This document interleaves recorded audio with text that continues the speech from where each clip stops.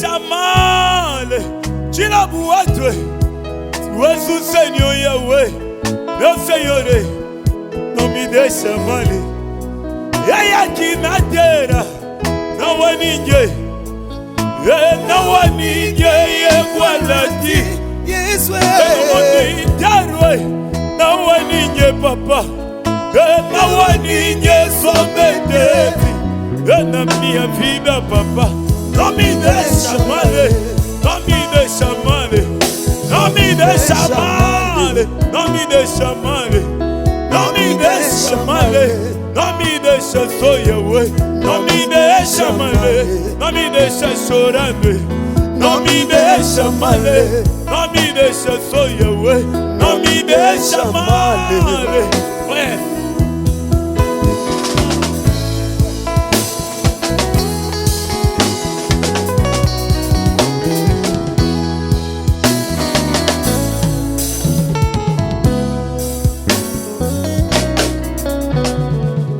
E me derrotar pela sua graça. Eu estou em vida. É que todo também me atacou. Pelo seu amor eu estou em vida. E corona matou muita gente. E na sua vontade eu estou em vida, Jesus. E aí, Anamai, tu és o Senhor Yahweh. Meu Senhor, não me deixa mal.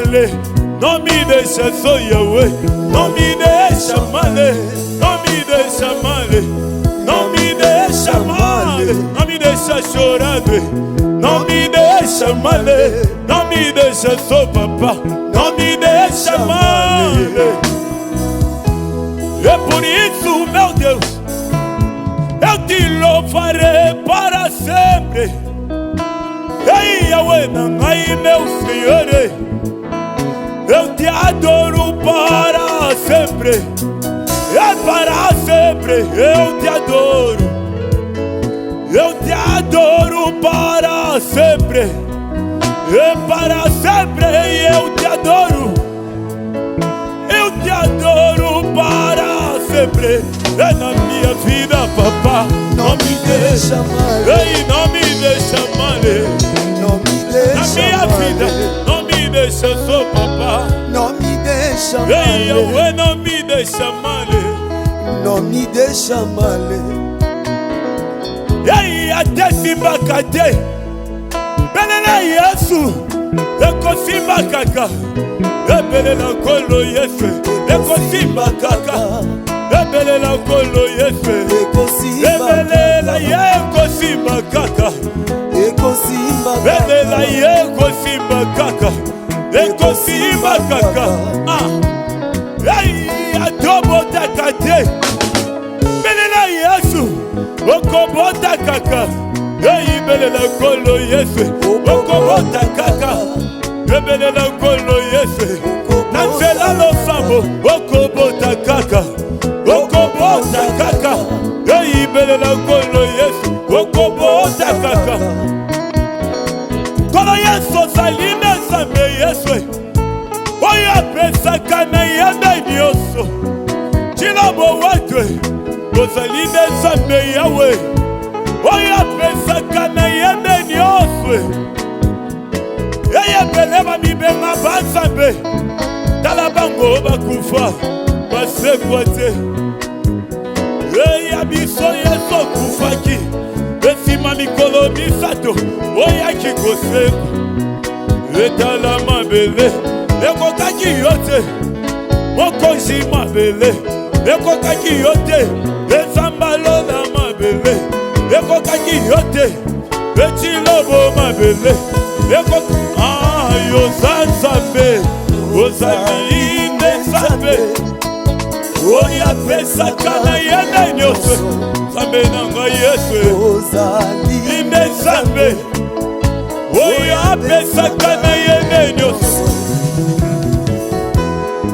epesamela yo kolongola soni nyonso mabota Yesu kolo Yesu epesamela yo kolongola soni yabo baolela Yesu Ei na libota na biso toleli pe mingi ya kolongola biso soni Yesu. Ei na famille na ngai tobalaka te ya kolongola biso soni Yesu. Ei epesa mela yo kolongola soni nyonso mabota Yesu.